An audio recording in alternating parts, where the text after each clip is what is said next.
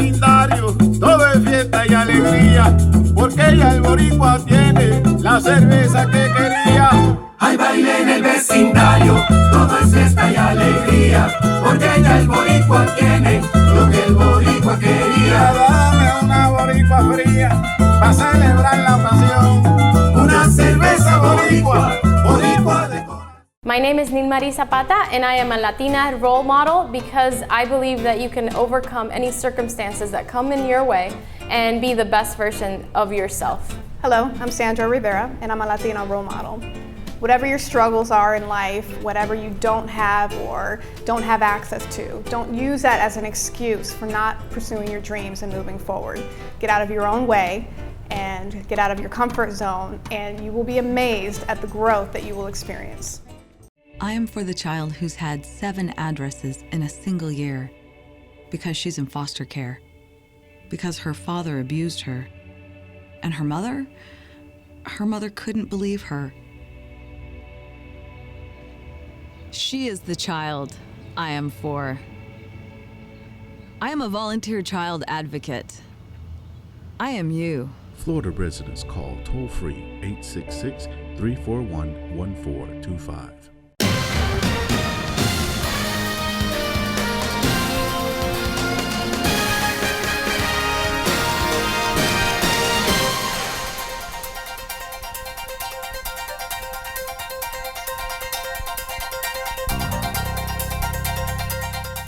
Hi, I'm Danny Ramos, and welcome to this week's edition of Hispanic Speak Out TV, brought to you every week on Bright House Cable for the past 15 years. We've been talking politics here.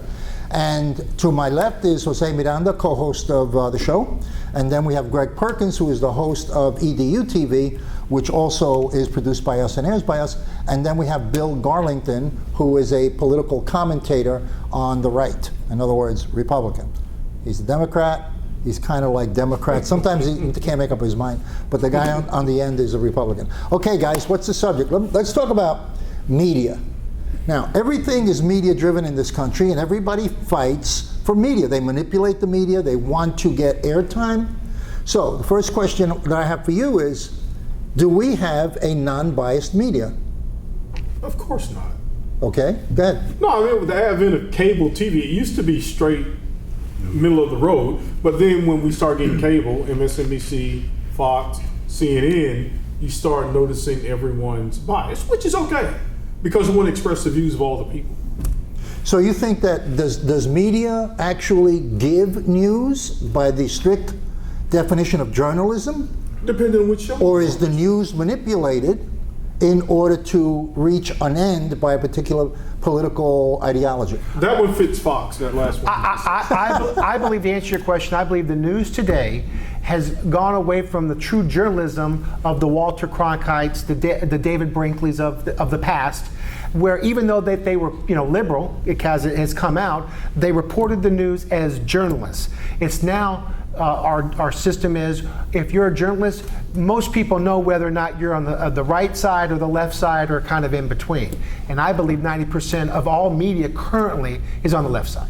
And that's a problem. So we know Fox is on the right, CNN is on the left. That's correct. MSNBC is on the left. So ABC and CBS. So the news shows have actually become propaganda mechanisms. Correct. To achieve an end to influence the public about who to vote for, and et cetera, et cetera. Something like the Nazi. I think news is just a byproduct of what the studios want to sell, because all those popcorn makers and hot dogs things and bandages and all, that's what's feeding the thing for the news. The news seems almost a byproduct.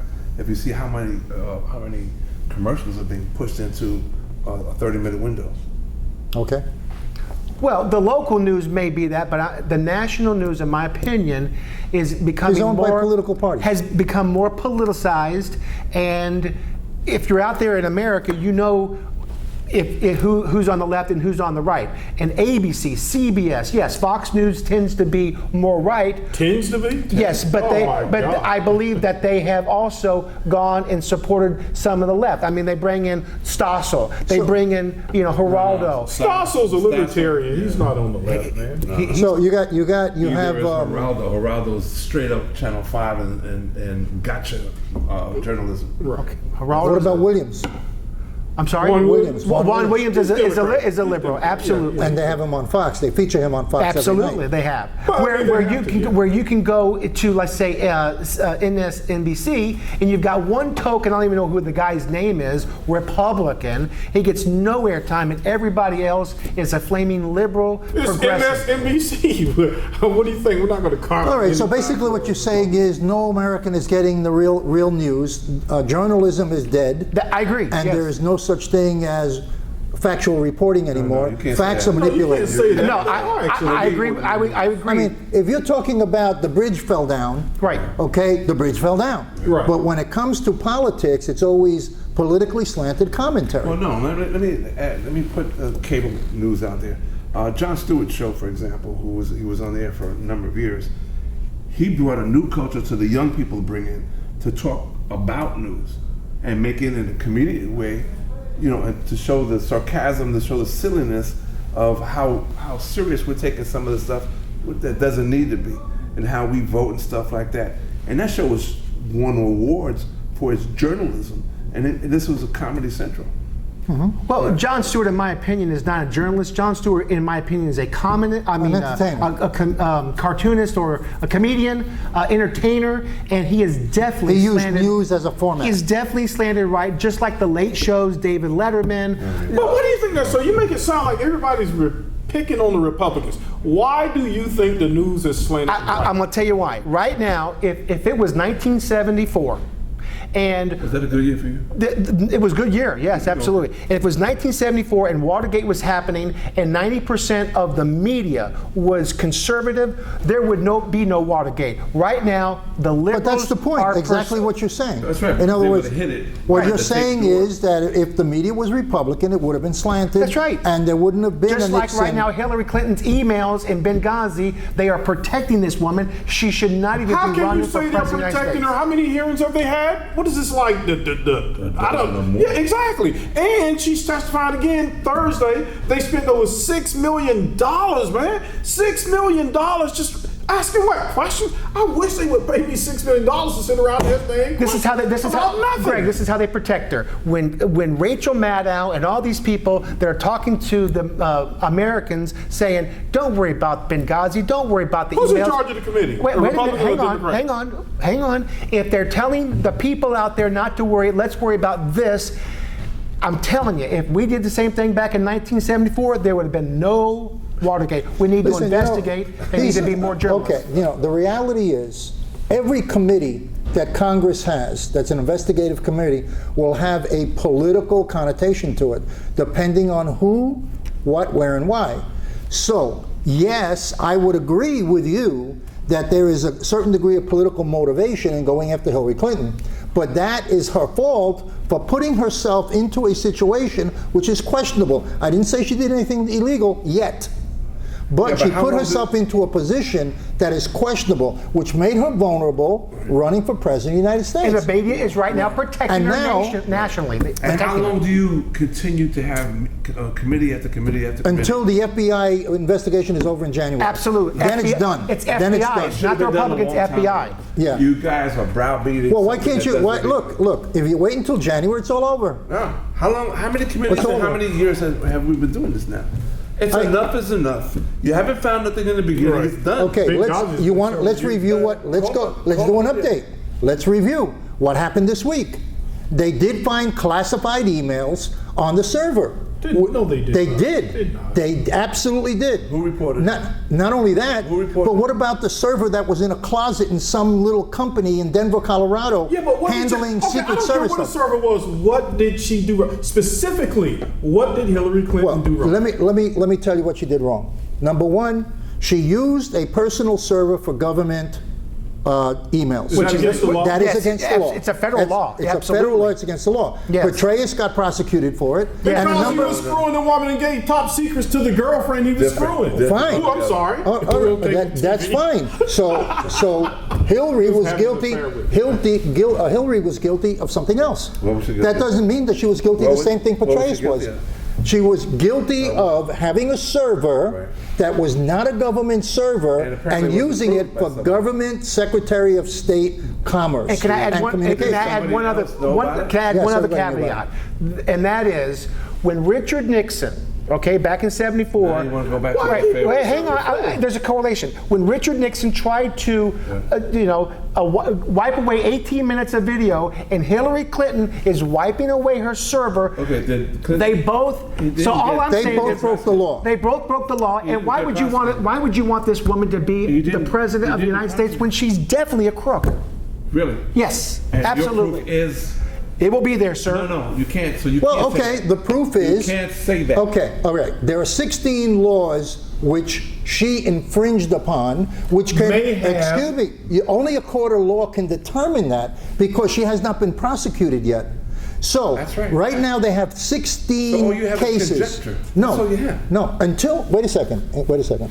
Everybody in this country is innocent until they go to court and a jury says they're guilty. Right. We have to, that's the way it is. Not according to the way you guys are slanting. No. I want her to go to court. I wanted to go to No, you court. guys just said she's guilty. You're guilty. No, No. I am saying to media is you trying there to- is enough. I am saying to you there is enough substance to prosecute Right. her. And the media is trying to whitewash and say no That's big all I'm deal. saying. Because So the they're- media's in charge of the FBI now? No, the media is in charge of the American people saying, The opinion. forget about Hillary Clinton, let's talk about something They're in else. charge of the judges and everybody. The media is, I call the media overseers of the plantation owner who happens to be Barack Why Obama. don't you guys get some policy so you don't have to keep making up stuff They are the about overseers. Hillary Clinton? That's all you guys got. You got I tell you what. Okay, Hillary's going. When this show airs, she had just already gone before the committee. That's going to be a show and tell. That's going to be a show and tell. Thursday. Then in January, okay, at the end of January. By the way, just to give you a little thing, they just came out with emails that say that the ambassador who was murdered had requested 12 times more security, and her department did not react to it. They said no. I'm sorry, Now what? that just came out. Did Hillary do it herself? Hillary is in charge of that Against the department. law? Is it against the law? Well, it's not against the law, but you want to know something? She refused to give an ambassador support in a war zone. She didn't do it. She didn't refuse. You Okay. can't. You can't connect it to that. I can connect her to that. No, you're assuming. Because it was on her server. You're assuming. It was on her server. You're assuming. So let's just I'm say not this. assuming anything. It Let's was say on her this. If server. the FBI finds her guilty of whatever crime, would you still support her as president of the United States? Yeah. Why? Okay. Why not? Why not? Because she you broke guys the have law. nothing. A What do you- criminal. You guys have, okay. crook. She broke the law. So You're you're gonna telling ask me- Jose, So you would support a felon for president of the United States? our governor stole. I'm not talking about the governor. What I'm saying I'm is talking this. about Yes, I would. Hillary Why would Clinton. you ask me and Jose not to support Hillary when you guys have nothing? I haven't What supported policies do anybody. you have? He just You're asked obviously you. No, he Republican. just asked you a question. If she's found Yes, guilty. yes. So what you're saying is that you would support if she got convicted. If she got convicted, you would still support her for I don't president. think she could run for president. I'm just asking you a not gonna be question. convicted. Would you support her for president if they found had her Rick- Let's in put it this violation? way. You had I Rick wouldn't Perry vote for a running for Republican. Forget Rick. I wouldn't vote for a Republican. Rick Perry was running for president. So you'd of the vote for United Bernie Sanders? States. Okay. If that were the Democrat nominee, yes. Yeah? Okay. All right. All right. We had a good discussion. This is Danny Ramos on Hispanic Speak Out. Stay tuned because my partner over here, Mr. Jose Miranda, is going to interview a former commissioner on gerrymandering. Okay? We'll be right back.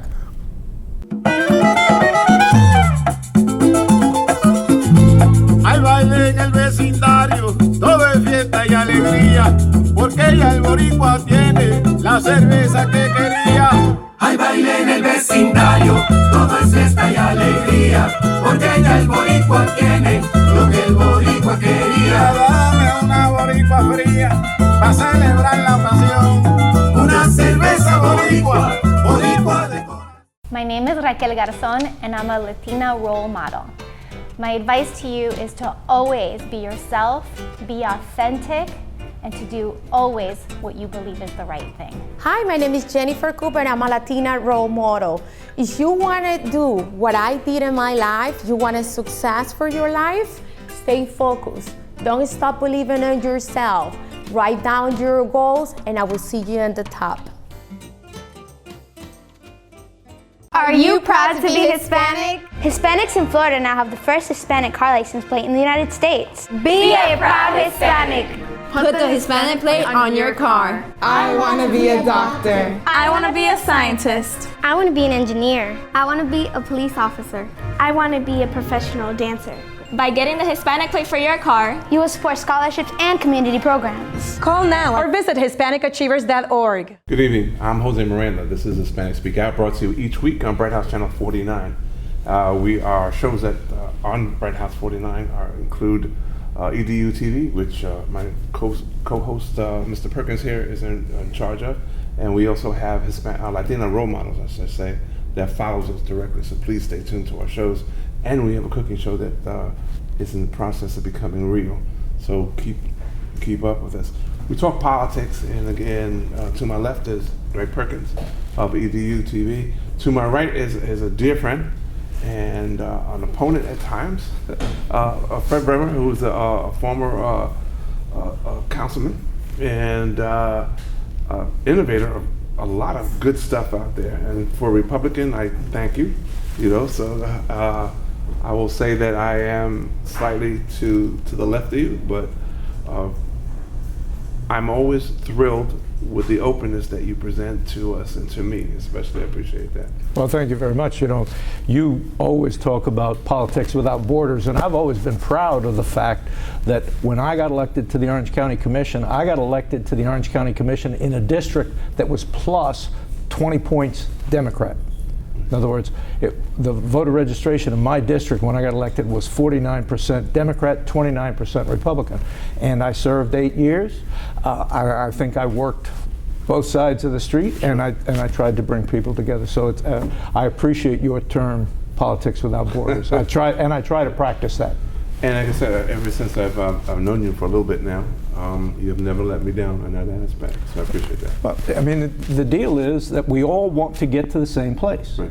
The method of the path that we're taking may be different, but we all want everybody to get to the same place. And so if we work towards that, if we hold those values, to be true to heart, we can do that. Well, let me throw a couple eggs in the fire here. Go ahead.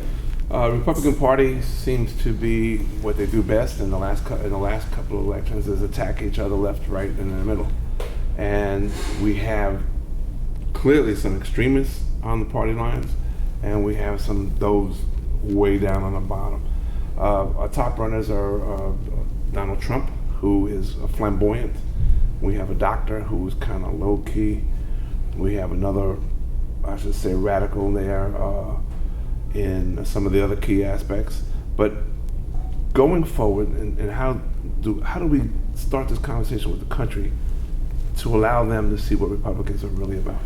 The issues of that the Republican Party need to bring forward are the same issues that other people speak about. Read an article a couple of weeks ago where there was 3 quotes about how bad the economy was, about how much inequality had grown, and how little we had done with the economy. And the 3 speakers were Bernie Sanders, Hillary Clinton, and Joe Biden. Okay. Those were the quotes. So you follow what I'm saying. The issue is about how do we move forward, not what's wrong with where we are, but how do we get from where we are today to moving forward. And the challenge for our country is right now, people are dissatisfied with the status quo.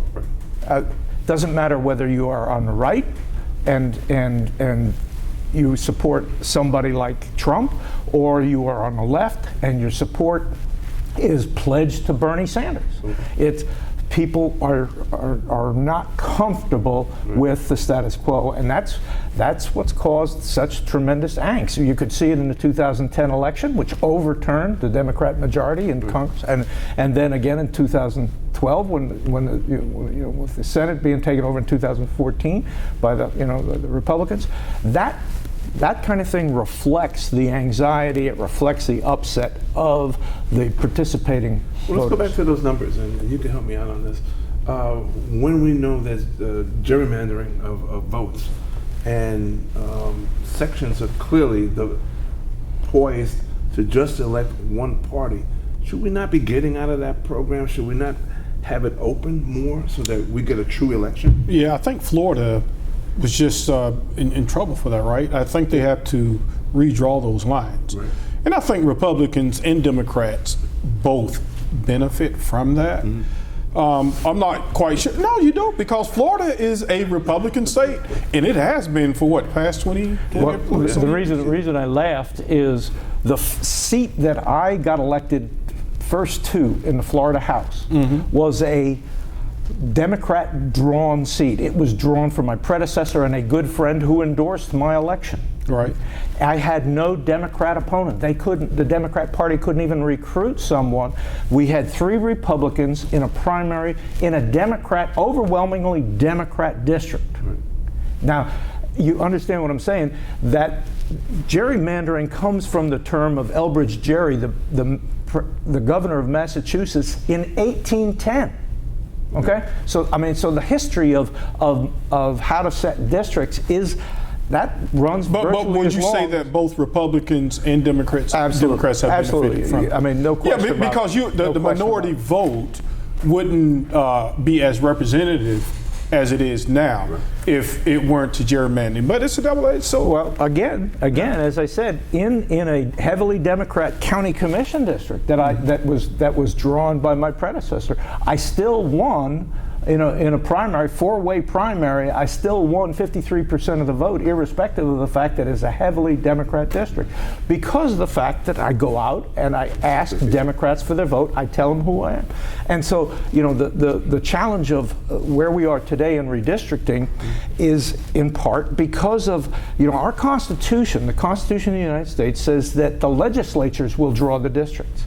But what Florida did was Florida went to one of those, initiative petitions that got the ballot, the Constitution changed. So now that it's done what we call fair districts. Well, the interesting part has been these groups that fronted Common Cause, League of Women Voters. They've all been exposed as being directly related to Democrat consultants on the map drawings. Well, a lot of people in power do that. But you follow what I'm saying. I got you. It comes down to, who are you trying to benefit? And so the door swings both ways on that. So why don't we just hire an independent contractor per se and say, hey, go out there and draw me in the fairest line? Independence, like beauty, is in the eye of the beholder. Right. Okay. And in the particular situation where the map drawing was presented as being done by an independent, it turned out that the input came from a Democrat consultant. But a lot of things have changed. Like the demographics of Florida has changed since then. Right. So and not since the map drawing. I'm talking about this most recent time. Yeah, but are we to include or disavow the fact that we have more minorities in sections? Should we? And I know that you're an advocate of some very important change. So tell me about it. I will give you a point. What I've proposed is that the Charter Review Commission, Orange County's Charter Review Commission, go ahead and look at expanding the districts from 6 districts to 8 districts. Now, I firmly oppose the approach that I have to, you have to look like me for me to vote for you. Okay? I can't vote for you because you're Hispanic. I can't vote for you because you're black. I have to vote only for an old fat white guy like me. Okay? That's not the case. This is America. We're over that, I hope. I not quite. That we're better, but we're not quite. Hopefully, we're on the downside. We're not going. Well, we're on the downside. We slide downhill is easy. Okay, right. And but I've made that proposal, and in part that is because of the challenge of redistricting a Hispanic seat. For instance, Commissioner Moore Russell, when we did redistricting in 2012, Commissioner Moore Russell wanted a portion of my district because of the fact that her district had so dissipated it would no longer 50% African American vote. Right. So she took a section of my district that had a black vote to it, adult voting age, in order to maintain that 50%. I got elected in that district. I won those precincts. So then we're voting along lines of color and ethnicity? Is that what you're saying? Well, not according to him. If he got voted, so obviously you had a good. But and I will say to you that the challenge that I see, is if we draw these districts. For instance, the Congressional District 9, it's a Hispanic seat. Okay. Okay. Congressional District, I think it's 47, it's a Hispanic seat. Both of those have been long served by, non-Hispanics. Isn't 49 also? Yeah. Now, Torres has represented his seat. Placencia actually took over a Hispanic district that was being represented by an Anglo. And so you understand what I'm saying. Well, what do you attribute that to? That's my concern. My concern is if the community will not reach out and say, okay, we're going to find and support a good candidate, then what's the point of these efforts? There's a responsibility in the community. Right. So you're saying that the representative must represent the views of the people regardless of color? Absolutely. Because I would not vote for Ben Carson. Absolutely. Because he does not represent my views. That's fine. So I simply would not vote for him. I understand that. I understand that. But that goes back to the concept of let's do things without borders. Absolutely. Okay. Absolutely. Let's have you're the best qualified for the office. You're the best qualified for the office. Let's have at it. And I will say to you that I don't know if I had to run in my same district with an R after my name, as opposed to a non-partisan non-partisan race. I don't know that I could have been elected. So you think the fact that the Republicans here in the state of Florida have been in control for 20 years, do you think it's time for a change? Just arbitrarily, do you think it's time? The issue is you have to, if you're on the other side, you have to put up candidates. You have to put up candidates that can win. Republicans have the better candidates. Absolutely. Well, not this time around. It was just the worst of the worst. Well, wait, no, we're talking about in Florida here, legislature. The interesting, I will tell you, I'll give you a perfect example, okay? 5 years ago, when Marco Rubio got elected, the Democrat Party abandoned Kendrick Meek flat out in order to try and pull out Charlie Crist as an independent. Yeah, that was a to bad me split. That was a bad absolutely terrible. It was dreadful. It's politics. It happens. It happens. One was more politically connected than the other. Kendrick Meek is a staunch representative of democratic principles, and for them to abandon him was just, to me, unforgivable. Well, not everybody. Yeah, but the Republicans are still controlling the legislature here in Florida. Right. So what about our budgets? Do you think our budgets are fair at this point? Well, I tell the story. When I first got elected, I went up to Tallahassee and I ran against a $46 billion budget. Okay. When I got there, I voted for a 48, a 54, and by the time I left, a $72 billion budget. Okay? But it comes to, the cuts. The cuts, you're going to make cuts? Right. The two largest items in Florida's budget are Medicaid, which passed education, and education. Okay, which of those are you going to cut?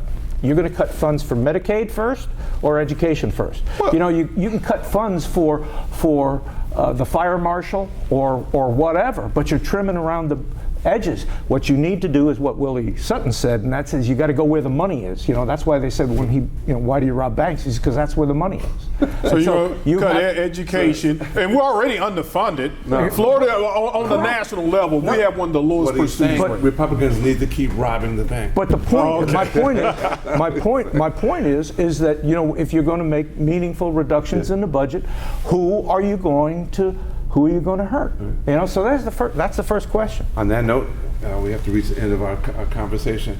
We got to continue this again. It's always fun. I appreciate very much the invitation. It's good meeting you. Thank you very much. I'd love to come down and do it. We'll see you again next week, same time, same channel.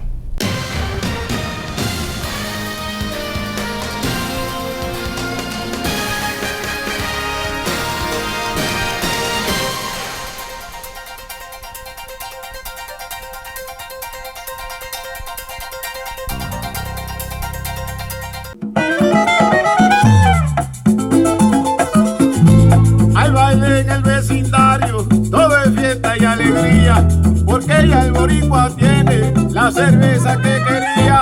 Hay baile en el vecindario, todo es fiesta y alegría, porque ya el boricua tiene